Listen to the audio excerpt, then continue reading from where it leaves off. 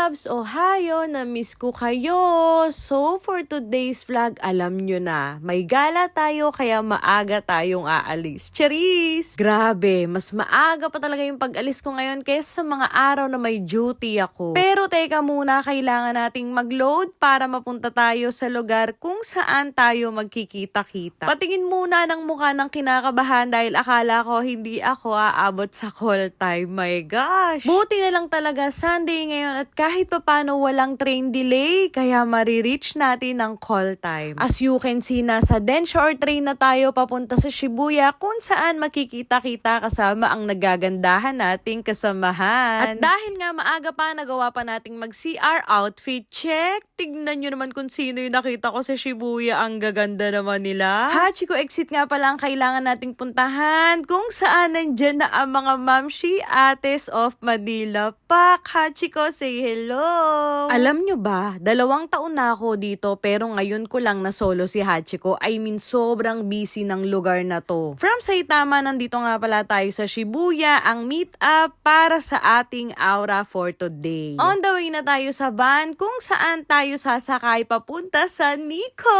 My gosh, alam nyo ba, ilang buwan din naming pinagplanuhan to. Mantik pa akong hindi sumama. Sorry na ate Dina, ate Roda, at ang mga beautiful babes ng Kugayama. Loves, alam nyo ba, sobrang sikat ng Nikko kapag autumn, kaya lang alanganin na talaga yung pagpunta namin ngayon, kaya nasa point kami ng buhay namin na kung ano man yung madat na namin, i-enjoy na lang namin. Oh, Pak, saan ang laban ng kaso? Charis, say hi beautiful inay. Ang ganda naman talaga niyan. Loves, share ko lang, alam nyo ba, sa aming mga OFW, sobrang laking bagay na unwind talaga kami kapag umaalis kami tapos kapwa Pilipino ang kasama. Feeling namin we are home, naiibsan yung pagod namin kasi alam nyo naman dito kapag OFW, hindi naman travel ang pinunta namin. Usually, mas madami talaga yung araw na magtatrabaho dahil yun naman talaga yung pinunta namin dito. Nag-stop over muna pala kami dahil medyo mahaba-haba na yung nabiyahe namin at mas mahaba pa yung babiyahihin namin para sa mga gustong mag-CR at bumili ng pagkain. South Luzon Expressway, pasok! Grabe, eto na naman ako sa pagre-reminis ko pag nagta-travel ako sa Pilipinas, pag dumadaan ako sa mga expressway. At ang nakakatuwa pa dahil kapwa Pilipino nga ang kasama, iisa kami ng pakiramdam. Alam nyo yon, doon sa van na sinasakyan namin, o Pak, nandito na tayo sa Pampanga. Yung mga ganong biruan, nakakatuwa talaga. And finally, we're here! Nandito na tayo sa Nikko!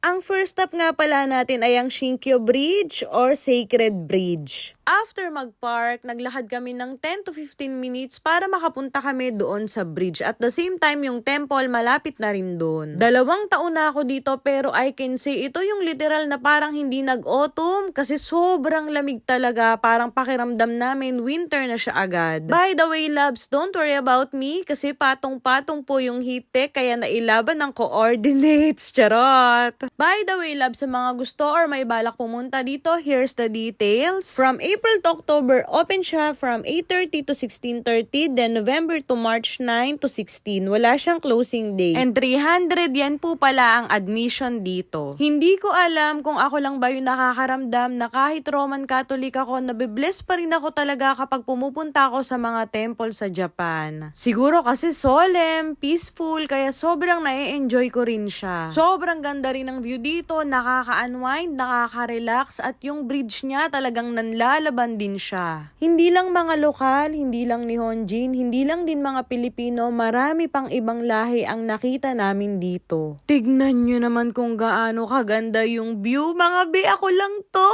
Huwag kayo ma-pressure, Charis. Say hello, inay, ate Dina, and ate Roda. Dahil nga lumipat na ako ng shared house, hindi na kami ganong nagkakasama-sama, kaya isa to sa ini-enjoy ko sa mga oras na yan. Isa rin kasi sila sa home ko dito sa Japan sa nakakapagod na mundo ng Japan. O Pak, ate Remy, ilaban mo yan. Sila yung isa sa mga dahilan kung bakit sobrang blessed at grateful ng buhay ko dito. Sa mga gusto nga palang mag-overnight, dahil halos tabi-tabi lang yung galaan dito, maraming Airbnb or hotels na pwede kayong matuluyan dito. May Kamenoy Hotel, Stay Nikko Guest House at marami pang iba. Dito pa lang, alam nyo ba loves, kumain na kami ng ilang oras, kaya aakyat na tayo dito sa Nikko National National Park. Hindi nga lang masaya dahil alam nyo yun, loves, wala pang half day yung gala namin pero full storage na ako. My God, katarungan. Dito, loves, kahit papano, mas na-feel ko yung autumn kasi may nakita pa akong dahon na pula at saka ang ganda talaga ng temple nila, ang laki. At dahil dyan, ilalaban natin yan. Nakakatuwa lang kasi yung mga karamihan din sa mga Hapon talagang areglado din sila, obligado din sila na kapag ka Sunday nagpupunta sila sa kani-kanilang temple. Say cheese! Ang gaganda naman ng mga baby cake na yan. Grabe, tignan nyo naman kung gaano kahaba yung pila dito. Doon yan, love, sa